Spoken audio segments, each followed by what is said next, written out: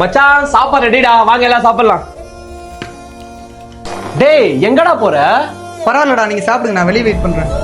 டேய் ஏன்டா நம்ம சாப்பிடும் போல இருந்துச்சா வெளியே போறான்? நீங்க யாராச்சும் என்ன சொன்னீங்களா? டேய் நான் தான்டா சொன்னேன், ரூம் ரெண்டு மாசமா தரல, சாப்பாட்டுக்கு ₹1 காசு தரல, அதான் காசு கொடுத்து சாப்பிடுன்னு. டேய் அவன் சொல்றது என்னடா தப்பு இருக்கு? நாங்களும் எவ்வளவு நாள் தான் அட்ஜஸ்ட் பண்ணி போவோம். டேய் நீ அன்னைக்கு உனக்கு ஒரு கஷ்டம் வரும் போல என்கிட்ட காசு கேட்ட, என்கிட்ட தர காசு ₹1 இல்லடா. அன்னைக்கு அவன் தானே உனக்காக ஹெல்ப் பண்ணா.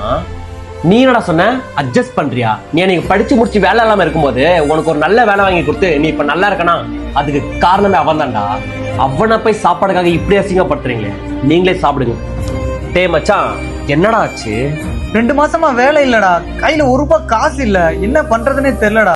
மச்சான் மத்தவங்க மாதிரி செஞ்சதை மறக்கிறோம் நான் இல்லடா. அன்னைக்கு எனக்குன்னு ஒரு கஷ்டம் வரும்போது என் கூட நீ மட்டும் தான் இருந்த. இப்ப உனக்குன்னு ஒரு கஷ்டம் வரும்போது பார்த்துட்டு நான் சும்மா இருப்பேனா?